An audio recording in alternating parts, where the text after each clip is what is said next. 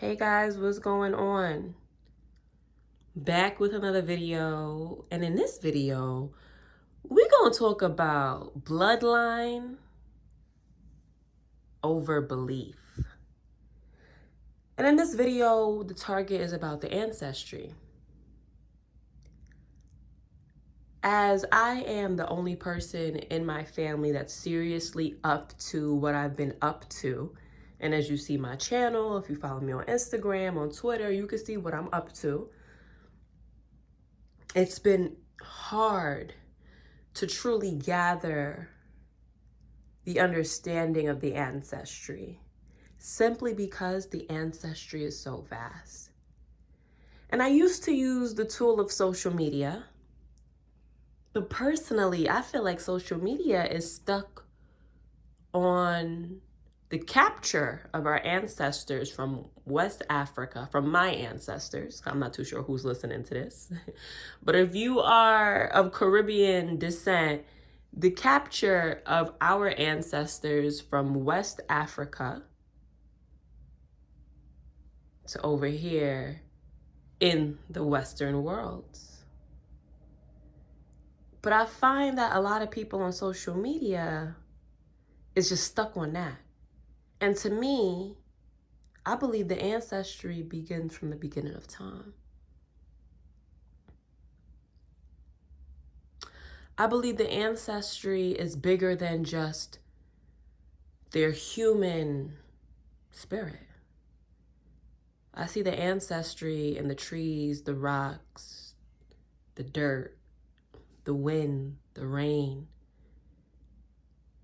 The ancestry is within all of that. So as I'm sitting here, I'm like, what ancestors are showing up for me right now? Because sometimes we think certain ancestral cultures are showing up for us, and that's not our path. So that's when we get into blood over belief. My personal belief is, as long as you are not bringing the oppressor's language to the ancestor altar, then let's talk. If you bring in the oppressor's language to the ancestor altar, I'm not really too sure about that one. But if you're simply bringing the love for who you are, where you come from, and the beginning of time, then what's up? I look at it like this. There's a lot of talk about how melanated folks, we have to worship and work with the Orisha. We have to worship and work with the Loa. We have to worship and work with the Netters. Cool. Sure. That's great. But do we not know that our ancestry dates back way before all that? Have we forgotten how ancient we actually are? Yo, and that's the thing. Like, are we really thinking for ourselves here? This may not resonate for everyone. And there's nothing wrong with collaborating with the Orisha, Loa, Netters. But if you feel like your quest is a little bit deeper, a little bit more ancient, a little bit more original, then don't stop at just the Orisha, Loas, and Netters. Really dig deep. I'm like, yo, I know my ancestors have been through the Orisha, been through the Loa, been through the Netters, duh. But what's up with before that? Have we thought about that? What's up with before that? Come on now. You really can't expect for a whole ancestry to believe in one thing. Because one thing I know is that the Orisha belief is a religion. And voodoo is a religion. The Netters, I believe, is a spirituality. As we continue to grow into this new earth, we're kind of casting a religion aside. We're believing in our own humanness, our own consciousness, and our own emotional connection to what is and what will always be, which is nature. So who cares if you call Mother Yemaya, Yemoja, Atabe, Mamiwata, Isis, or Set?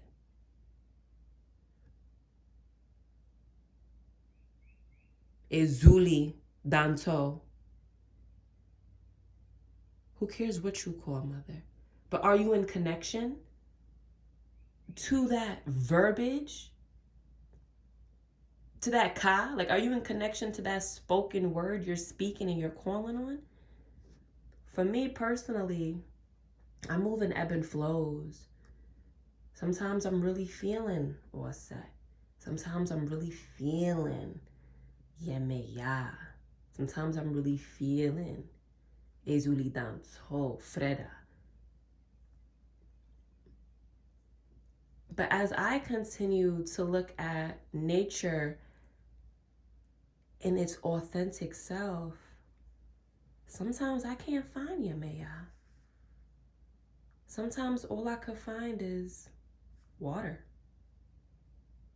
Sometimes all I could find is rain, right? Sometimes I can't find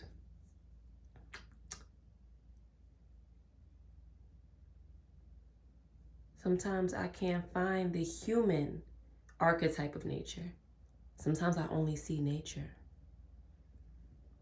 So a lot of this is bringing me to the realization of, why aren't melanated folks connecting with Lemurian times?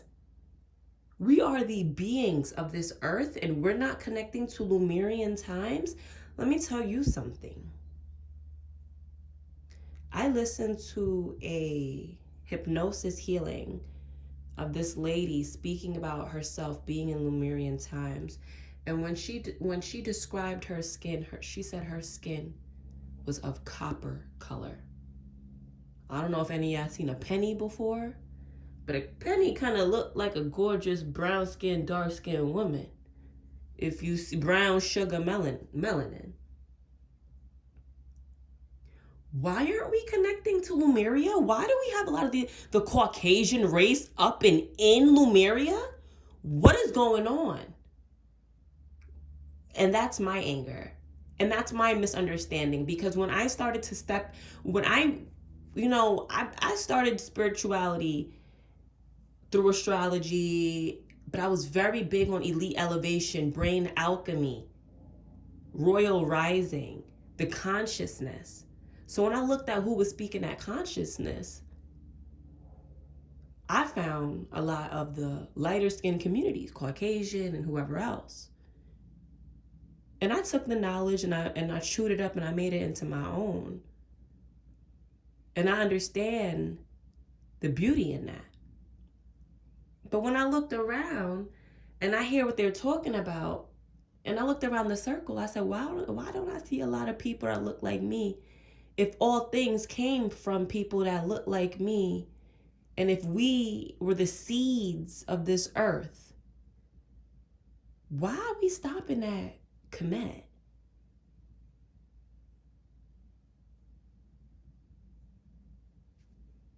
I'm like, yo, the ancestry is so much more vast than we are giving credit to. In this time, believe in what you believe in. Of course, you have to be careful that what you're calling in isn't aligned with you and that you're calling in the correct thing. Discernment. But this isn't a conversation on discernment. This is a conversation on authenticity. This is a conversation of the bloodline is about the bloodline, and the bloodline is here for you. It's bloodline. And the bloodline is so juicy and so colorful and so vast. Look at your family right now. Do y'all all have the same interest? But that's still the bloodline. Do y'all all wear y'all hair the same? Do y'all all like the same type of clothes, same type of music, same type of foods? Do y'all all have the same strengths, the same weaknesses? But that's still the bloodline. So what's really good? So what's really good? So I'm at the ancestral altar and I hear, girl, it's bloodline over belief. Come on now. We don't even have access to what was really going down in the beginning of time. So why are we stopping at Kemet? Why don't I see enough more of my melanated people in Lemuria? Why am I not in the land of Mu? Atlantis, what's up? When all we was walking on was water, when water was the ground, we were used to the ground being water. We were used to water coming up to our ankles. That's what we walked in. When we were communicating with each other telepathically.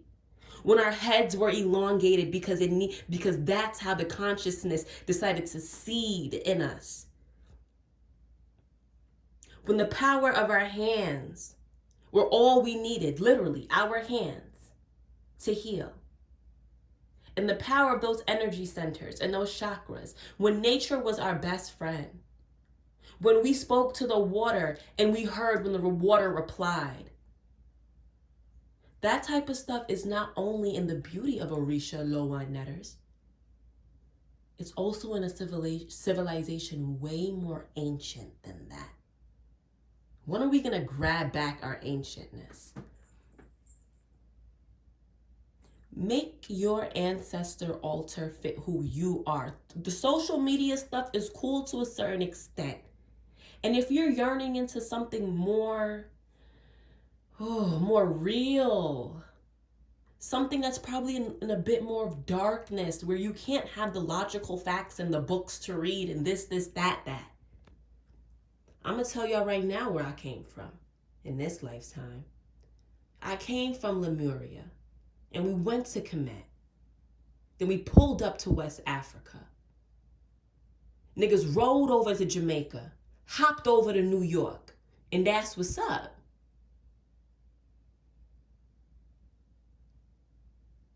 Come on, we gonna let the books only tell us what's good? When we have the minds to access the universal Akasha? Come on now.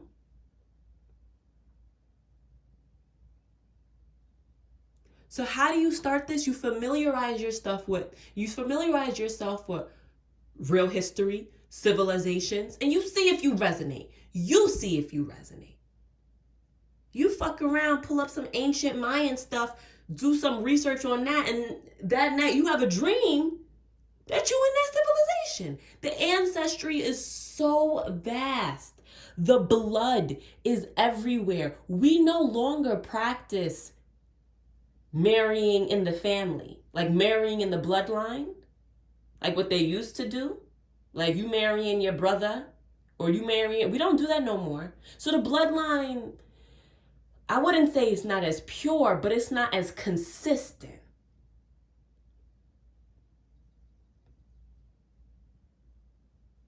Now the bloodline vast. Right? We got people that just, boom, I just met this guy in high school, and boom, now we having kids and getting married. But damn, he wasn't in your bloodline. So now you bringing in their bloodline. The bloodline is so much more vast, and you don't know who is showing up for you. And what I'm noticing is what you are called to is because you have ancestors opening up that way and communicating with you. The bloodline never leaves you. So the beauty in finding the bloodline that's really for you is finding out who you are and what you resonate with and what's your gift here on earth and what's calling you. And I'm here just to say, open up the mind a bit. Travel a little deeper. Travel a little further down the river and see what else you may find. And if you don't resonate, that's beautiful. Because what's for you is for you, and what's not for you is for you also.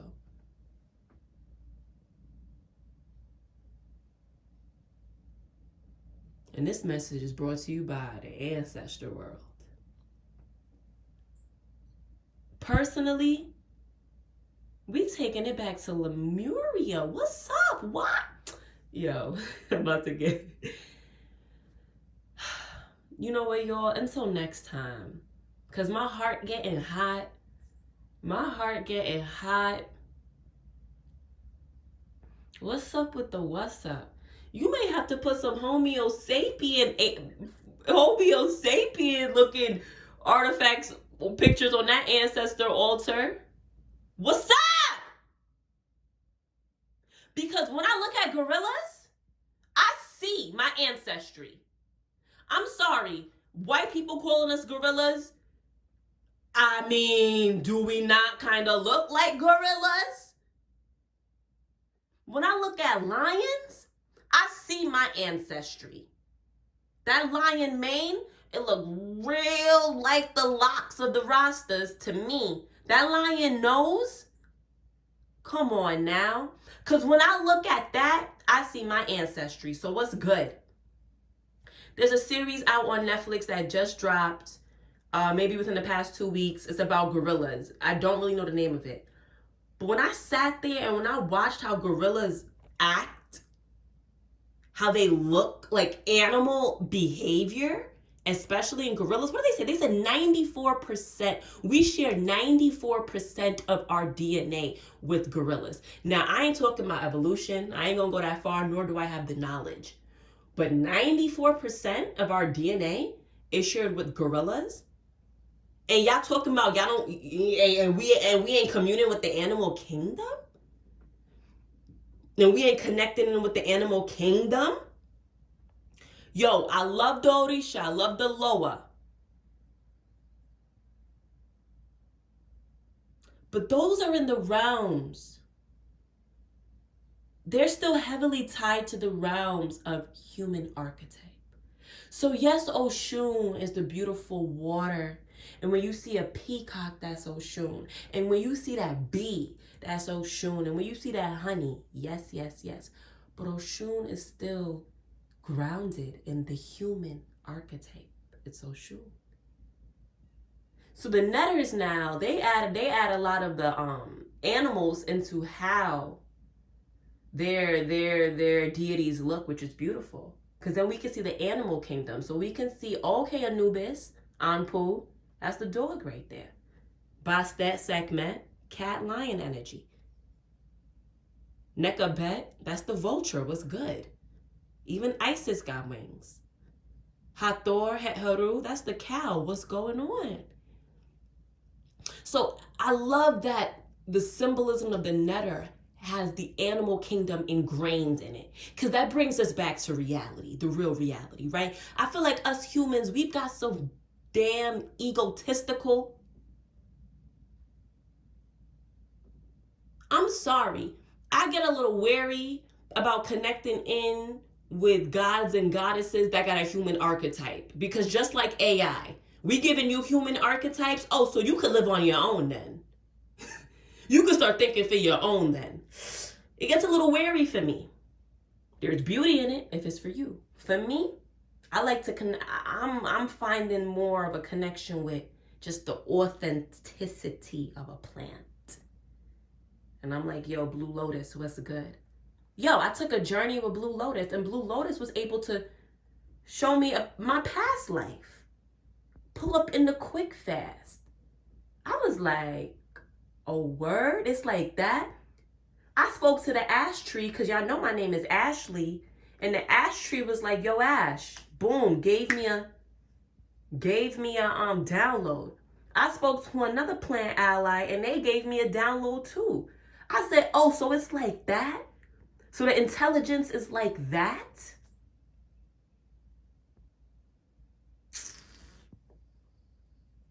You know what I'm saying? Unfortunately, I was part of the group that was removed from Africa and brought to the Caribbean. And then my family, Jamaica to be specific, and then my family decided to travel to New York for a better life. And I know a lot of these teachings of what I'm talking about is in Africa, right? Where it's just straight nature. And I learned that in Maladoma's book, Water of the Spirit, I believe. And I was like, wow. But I never, in this entire video, I never not said it didn't come from Africa. So I know there's tribes that still hold this ancient knowledge. Come on, why my people not into astrology? What's up? Come on now. I can't even remember the name of the tribe that already knew there was a Sirius A and B. The name of the tribe is not coming to me at this time. The tribe in Africa. I know a lot of y'all may know what I'm talking about. That came into contact with the Nomo people. Nomo people of the water. People of the water pulled up from outer space, pulled up in the water and was talking to my people. That was extraterrestrial. What's that tribe? I can't remember. But if you're interested in learning more, just type in Google tribe in Africa that knew about Sirius way before the Western telescope could prove it. Yeah, that's a thing. Because we were in connection with a different form of intelligence. And I get there's nothing wrong with being in connection with the human spiritual intelligences. Cool. But there's a greater intelligence that's out there. A more cleaner and stable intelligence. Talk about it. And to tap in, you just have to believe in it. You got to do the shadow work. You got to become more sensitive. Save that for another video. But that was my conversation. So it was a conversation about why are Black people not connected to Lemuria? Blood?